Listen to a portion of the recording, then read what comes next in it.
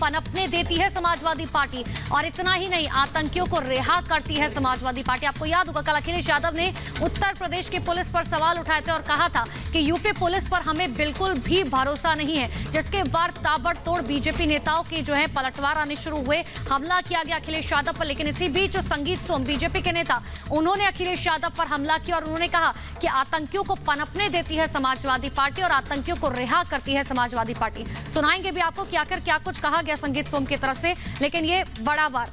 लेकिन सबसे पहले आपको सुनाते हैं कि आखिर अखिलेश यादव ने क्या कुछ कहा था और उसके बाद आपको सुनाएंगे कि आखिर किस तरीके से पलटवार संगीत सोम ने किया। सुनिए। तो बक्का में एटीएस का एक ऑपरेशन चल रहा है, उसमें उन्होंने एक घर को घेरा हुआ है। मैं उत्तर प्रदेश की पुलिस पर और खासकर बीजेपी की सरकार भरोसा नहीं कर सकता।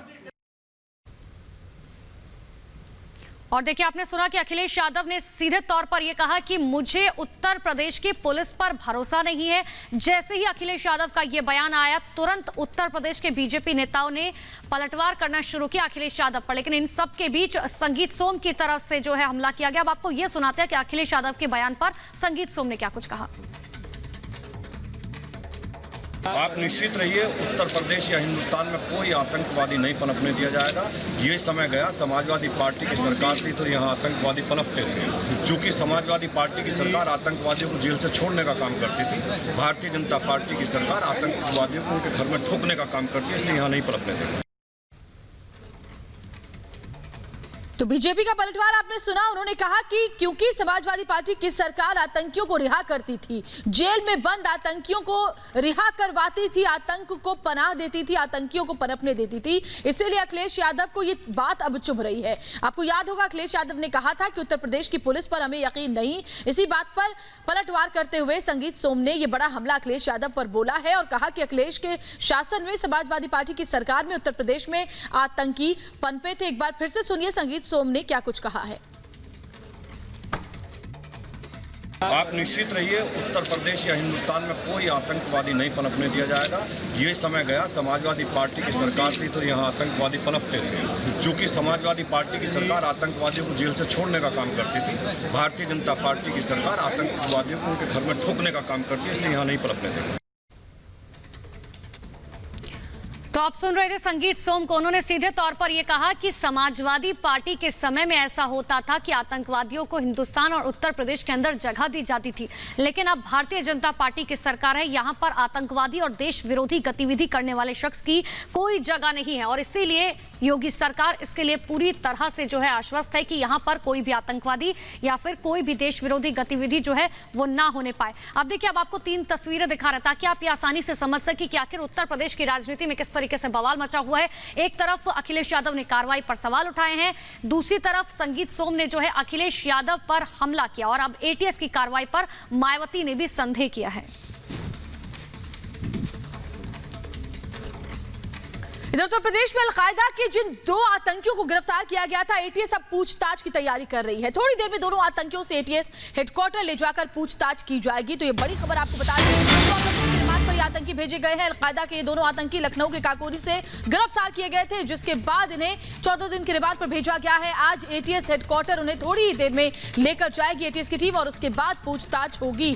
तो ये बड़ी खबर, बड़ी जानकारी और सारे राज डिकोड किए जाएंगे, सारे राज उगलवाए जाएंगे। कौन कौन से लोग यहाँ मदद कर रहे थे उनकी ये भी बात उनसे उगलवाई जाएगी। और सृष्टि और शाजिया मेरे साथ जुड़ी हुई है। सृष्टि के पास कुछ बड़ी खबर, बड़ी जानकारी इस वक्त मिलती हुई है। सृष्टि, क्या बड़ी खबर आपके पास है, बताएं। बिल्कुल श्वेता, देखिए खबर यही है कि यहाँ से वैन निकली थी, ये रास्ता हम आपको दिखाएंगे। इसी रास्ते से ये रास्ता सीधा एटीएस ऑफिस जाता है, लेकिन आपको बता दें तमाम नियम कानून और प्रोटोकॉल से इसलिए सीधे एटीएस ऑफिस तक हम आपको तस्वीरें नहीं दिखाएंगे। लेकिन इसी रास्ते से अभी गाड़ी निकली, 9 बजे के करीब वो वैन निकली थी जिसमें कम से कम 30 कमांडर्स तैनात थे, जिनकी तैनाती में ही लखनऊ सेंट्रल जेल से उन्हें यहाँ पर वापस लाया जाएगा और यहाँ पर सख्ती के साथ में उनसे पूछताछ की जाएगी। और माना जा रहा है श्वेता कि 11:45 से और 12:15 के बीच में आतंकवादियों को लेकर एटीएस की टीम यहां पर एक बार फिर से पहुंचेगी और 14 दिन जो उनको दिए गए हैं रिमांड के, उस 14 दिन में कम से कम ऐसी तमाम खुफिया जानकारी एटीएस निकालने की कोशिश करेगी। साम दाम दंड भेद, यानी कि हर मुमकिन कोशिश की जाएगी कि वो जानकारी निकल पाए, ताकि पता चले कि सिर्फ उत्तर प्रदेश नहीं बल्कि उत्तर प्रदेश के आसपास के राज्यों में किस तरीके से ये अपना नेक्सस बनाकर बैठे थे और कहां-कहां पर ये हमला करने की फिराक में थे। 15 अगस्त से पहले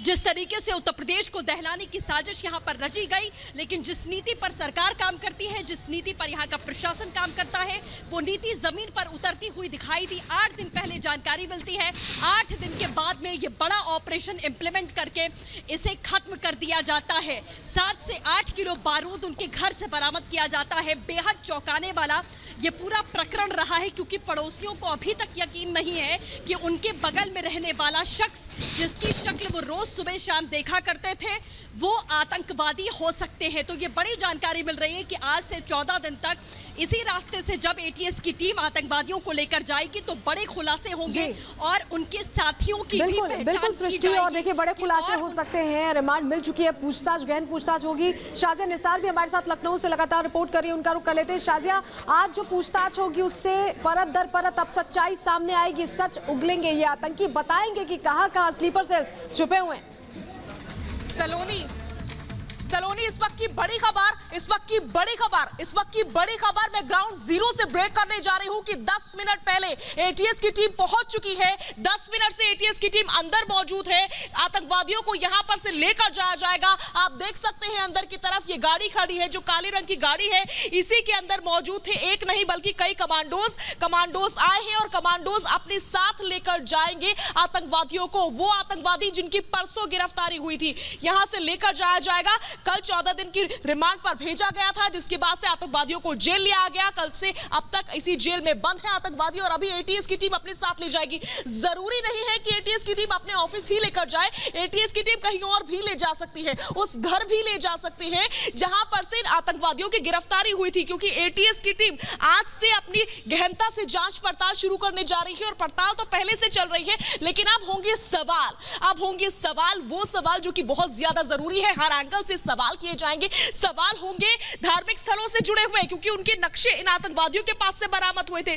सवाल होंगे खाड़ी देशों से जुड़े हुए एंगल से, सवाल होंगे कश्मीर से जुड़े एंगल से, सवाल होंगे पाकिस्तान से जुड़े हुए एंगल से, क्योंकि ये तमाम एंगल्स इन आतंकवादियों के साथ जुड़ते जा रहे हैं। और आपको याद होगा जिस दिन इन आतंकवादियों की गिरफ्तारी हुई थी, उसी दिन कश्मीर से 11 और आतंकवादी कनेक्शंस लोगों के सामने आए थे और उसके बाद से लगातार अलग-अलग जिलों में छापेमारी हो रही है एटीएस की। लिहाजा इस समय की बड़ी खबर यह है कि ठीक 10 से 15 मिनट पहले एटीएस की टीम पहुंच चुकी है जिला कारागार, जिसकी तस्वीर मैं अपने दर्शकों को लगातार दिखा रही हूं। कुछ ही देर में यहीं से निकलेंगे आतंकवादी। एटीएस की टीम आतंकवादियों को लेकर के निकलने वाली है। उस समय का ताजा अपडेट भी हम अपने दर्शकों से साझा करेंगे। वो गाड़ी आप लगातार देख रहे हैं, इसी गाड़ी में बैठाकर आतंकवादियों को ले जाया जाएगा। फिलहाल अपडेट यह है कि एटीएस की टीम अंदर पहुंची हुई है। एटीएस की टीम एक बड़ी सी गाड़ी को लेकर आई थी, जिसमें कमांडोज थे। इसी गाड़ी में शाजिया बता रही है कि गाड़ी लेकर जाया जाएगा। आज दिन भर आतंकवादियों से सवाल जवाब होंगे।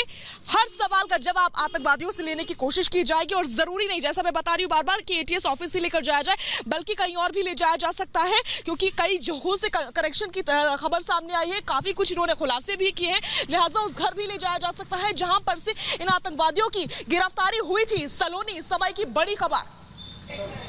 जी सृष्टि भी हमारे साथ जुड़ी हुई है। सृष्टि, मैं आपसे जानना चाहूंगी वहाँ क्या जानकारियां? शाजिया बता रही हैं कि वहाँ पे अधिकारी पहुंच चुके हैं जेल में आतंकियों को लेने के लिए। वहाँ क्या जानकारी है, कितने समय में पहुंच जाएंगे वहाँ पर एटीएस के अधिकारी? बिल्कुल, देखिए सुजाता, जैसा शाजिया ने अभी अपडेट दिया, चूंकि आज से रिमांड मिल चुकी है तो आज से इन्वेस्टिगेशन शुरू होगी। तो बहुत हद तक मुमकिन है, जैसा उन्होंने अभी खबर ब्रेक की है, जो जानकारी यहां पर मिल रही थी कि 11:45 और 12:15 के बीच में गाड़ी यहां पर पहुंच चुकी सकती है, क्योंकि 9 बजे यहां से निकली थी और अभी 10 मिनट पहले वो लखनऊ सेंट्रल जेल में पहुंची हुई है। अब देखना यह होगा कि गाड़ी वहां से किस टाइम पर निकलती है और 11:45-12:15 के बीच का जो समय बताया गया था, क्या वो यहां पहुंचते हैं, क्योंकि जब ग्रिलिंग शुरू की जाएगी जाएगी, जब आज से पड़ताल शुरू की जाएगी तो उस जगह पर ले जाया जा सकता है जहां से इनकी अरेस्टिंग हुई, क्योंकि माना जा रहा था कि कुछ सबूत ऐसे हैं, कुछ तथ्य ऐसे हैं जो बहुत खुफिया हो सकते हैं, तो उसकी पड़ताल यहां पर हो सकती है। तो पुख्ता तरीके से अभी इन दोनों ही बातों में कुछ भी पुष्टि नहीं की जा सकती है कि क्या ये उस घर पर लेकर जाएंगे, क्या ये एटीएस ऑफिस लेकर आएंगे। लेकिन जो जानकारी अभी मौजूदा मिली कि एटीएस दफ्तर वो पहुंचेंगे, यहीं पर उनकी रिमांड शुरू होगी, यहीं से पूछताछ होगी। लेकिन जब ऐसी कोई कार्रवाई होती है तो जाहिर तौर पर उस घर में आखिरकार और क्या कुछ छुपा हो सकता है, वो पूछताछ करने के लिए, वो पड़ताल करने के लिए, वो खोद कर बाहर निकालने के लिए उन्हें वहां भी ले जाया जा सकता है। इसके साथ कई और जगहों पर छापेमारी भी हो सकती है, क्योंकि जब पूछताछ होगी तो सवाल यह भी होगा कि और लिंक कहां-कहां है और इनके साथी कहां-कहां है। क्या वो उत्तर प्रदेश के लखनऊ में ही है, क्या वो उत्तर प्रदेश के आसपास के जो अलग-अलग जिले हैं क्या वो वहां पर हैं। इसीलिए माना जा रहा है कि आज से चूंकि रिमांड शुरू हुई है तो आज से ही ये बेहद अहम पूछताछ शुरू होगी, अलग-अलग जगह पर छापेमारी होगी, अलग-अलग तरीके से अलग-अलग एंगल में जांच पड़ताल की जाएगी। जो और साथी हैं वो फरार हैं। ये एडीजी ने साफ तौर पर अपनी प्रेस कॉन्फ्रेंस में कहा था कि ये मत मानिए कि सिर्फ जिन 2 आतंकवादियों की गिरफ्तारी हुई है सिर्फ यही है, इनके कई साथी हैं जो भाग चुके हैं। इसीलिए उनको पकड़ने में अब ये बहुत अहम कड़ी होगी कि जब 14 दिन की रिमांड में पूछताछ होगी तो वो साथी कौन से बिल में जाकर छुपे हैं, कहां पर उनका ठिकाना हो सकता है, इनके आका कौन है। पाकिस्तानी हैंडलर से इनकी बात लगातार हो रही थी, व्हाट्सएप टेलीग्राम के चैट्स निकलकर सामने आए हैं, कहां से लिंक और है। जम्मू कश्मीर का जो लिंक सामने आया वहां पर कौन लोग हैं जो इनके साथ में मिले हुए हैं, क्योंकि स्लीपर सेल्स जो बार-बार मामला सामने आ रहा था जम्मू में जब ड्रोन से हमला होता है उसके बाद ही ये बता दिया गया था खुफिया एजेंसियों के द्वारा कि उत्तर प्रदेश में। बिल्कुल सृष्टि, मैं लौटूंगी आपके पास। शाजिया भी लगातार ग्राउंड जीरो से रिपोर्ट कर रही है और शाजिया वहां पर मौजूद है जहां अभी एटीएस की अधिकारी है, वो गाड़ी भी शाजिया दिखा रही है जिस गाड़ी में लेकर जाया जाएगा इन दोनों आतंकियों को और उसके बाद वहां जाएंगे एटीएस हेडक्वार्टर और पूछताछ करेंगे। शाजिया, पूछने को बहुत कुछ है, 14 दिन की रिमांड मिली है और इस बीच वो सारे तार खंगाले जाएंगे जो ना सिर्फ विदेशों से बल्कि देश के अंदर भी जो लोग इन आतंकियों का साथ दे रहे थे। बिल्कुल, देखिए इस बात को समझना होगा कि अब होने क्या जा रहा है। गिरफ्तारी तो परसों हो गई, लेकिन अब क्या अपडेट है, अब क्या किया जाएगा, इस बात को बहुत ज्यादा जरूरी है कि समझा जाए। पहले कल इनको रिमांड दी गई 14 दिन की, उसके बाद से इस जेल लेकर आया गया, एटीएस अपने ऑफिस पहुंच चुकी थी। कल खबर मिली थी कि एटीएस ऑफिस लेके गए, लेकिन वो खबर सही नहीं थी। बड़ी जानकारी हम लगातार कल से दे रहे हैं कि उनको जेल लाया गया था। अब एटीएस की टीम 10 मिनट पहले यहां पर पहुंची, एटीएस की टीम उनको यहां से लेकर जाएगी आतंकवादियों को इस गाड़ी के जरिए और उसके बाद से इनके तार खंगाले जाएंगे। यही बात हम अपने दर्शकों को बता रहे हैं। परसों जो भी इनके पास से कुछ बरामद हुआ, 7 किलो विस्फोटक बरामद हुआ, 2 प्रेशर कुकर बम बरामद हुए, इसके अलावा कई कनेक्शन सामने आए, खुलासे हुए कि इनके तार कानपुर से भी जुड़े हुए हैं क्योंकि कानपुर में इन्होंने मोबाइल फोन खरीदा था। इसके अलावा इनके पास से धार्मिक स्थलों के नक्शे बरामद हुए, जिसमें अयोध्या के भव्य राम मंदिर का भी नक्शा था, मथुरा के धार्मिक स्थल थे, इसके अलावा काशी के धार्मिक स्थल से। तो इनसे तमाम अलग अलग जगहों पर ले जाकर के भी पूछताछ हो सकती है और 14 दिन की रिमांड दी गई है। इस बात को समझना होगा कि 14 दिन है, 14 दिन तक कितनी गहनता से पूछताछ की जाएगी, हर एंगल को खंगाला जाएगा, हर एंगल पर सवाल होगी। और ये भी माना जा रहा है सलोनी और श्वेता की कई और बिल्कुल शाजिया, और जब अब सवाल जवाब होंगे तो कई परतें खुलेंगे, ये पता चलेगा कि आखिर तार कहां से जुड़ रहे थे। कश्मीर कनेक्शन जो निकलकर सामने आ रहा है, पाकिस्तान की जो बातचीत की जा रही है कि आखिर उसमें कितनी सच्चाई है, अब राज खुलेंगे। लेकिन देखिए इस पूरे मामले पर यूपी के डीजीपी मुकुल रॉय का जो है क्या कुछ कहना है वो आपको सुना देते हैं। लगातार अलग अलग खुलासे आप लोग कर रहे हैं, चाहे धर्मांतरण का मामला हो, चाहे कल जिस तरीके से आतंकियों को पकड़ा गया है, आगे किस तरीके से क्या एक्शन रहेगा, क्या तैयारियां हैं, क्या चीज़? देखिए अभी तो ये जो मॉड्यूल का एक हिस्सा पकड़ा गया है कल और 2 लोग गिरफ्तार हुए थे, उनका पुलिस कस्टडी रिमांड मिला है अब 14 दिन का। अब इसमें इस रिमांड के दौरान से पूछताछ की जाएगी और फिर उसमें जो भी जानकारी आगे प्राप्त होती है इनके साथियों के बारे में और इनके जो हैंडलर्स के बारे में, उन पे फिर आगे एक्शन होगा। एक चीज सर, जो आतंकियों को जो पकड़ा गया उनको लेकर के पाकिस्तान कनेक्शन की बात आई, अलकायदा का नाम सामने आया और ये भी कहा जा रहा है कि उनके कई साथी अभी भी फरार हैं। क्या कुछ ऐसे नंबर्स आप शेयर कर सकते हैं या पाकिस्तान के कनेक्शन को लेकर के कुछ और डिटेल्स अगर आप शेयर कर सकें?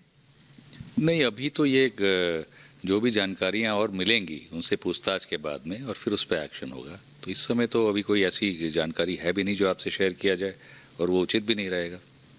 अच्छा सर, एक चीज और उस दौरान ये कही गई कि क्योंकि कई धार्मिक स्थानों को लेकर के एक वो उड़ा कि अयोध्या इनके निशाने पर था, काशी मथुरा की बात आई और कई पब्लिक प्लेसेस पर एक तरीके से सीरियल ब्लास्ट करने की बात थी। उसको लेकर के क्या चीज़ें आप रिपब्लिक से शेयर करना चाहिए? देखिए, जो पूछताछ में आएगा इनके क्या मोटिव था, कहाँ पे ये ब्लास्ट करना चाह रहे थे, जिसके लिए एक्सप्लोजिव इन्होंने रखा हुआ था, जो तैयारियां कर रहे थे, ये सब पूछताछ के बाद ही पता चल पाएगा। अभी कुछ भी कहना कयास लगाना होगा। सर, इनका तीसरा साथी भी फरार है, उसको लेकर के अभी एक तरीके से ये कहा, क्या मतलब उसको क्या इन्फॉर्मेशन मिल गई थी या आप लोग जब एटीएस की टीमें उनके पास पहुंची तब ऐसा हुआ? उसको लेकर अभी ऐसी कोई जानकारी नहीं। जो फरार है, हो सकता है क्योंकि रेड जब पड़ती है तो जानकारी हो जाती है कुछ अगल बगल से, तो हो सकता है कोई उसमें फरार हुआ हो। लेकिन जो भी इनके साथी हैं उनके बारे में जानकारी हमें मिलेगी और हम कार्रवाई करेंगे। सर, रोहिंग्याओं को भी लेकर के पिछले दिनों ये कहा गया था क्योंकि कई रोहिंग्या ऐसे थे जो यूपी इलेक्शंस पर इम्पैक्ट डाल सकते थे और इस वाले का जो आतंकियों को जो पकड़ा गया है इसमें भी ये कहा गया कि इन लोगों ने तमाम रोहिंग्याओं के ये लोग संपर्क में रहे। क्या इस तरीके की बाबत कोई जानकारी आपको मिल पाई है या रोहिंग्याओं को लेकर के कैसे उन पर नजर रखी जाएगी, क्या तैयारी? नहीं, जो रोहिंग्याज हैं वो एक अलग प्रकरण है। अभी तक ऐसी कोई जानकारी नहीं है कि दोनों ये प्रकरण मिले एक दूसरे से जुड़े हुए हैं। लेकिन हम उस पे भी, रोहिंग्या प्रकरण पे भी हमारी अलग टीम एटीएस की लगी हुई है जो कि इस टीम से बिल्कुल अलग है और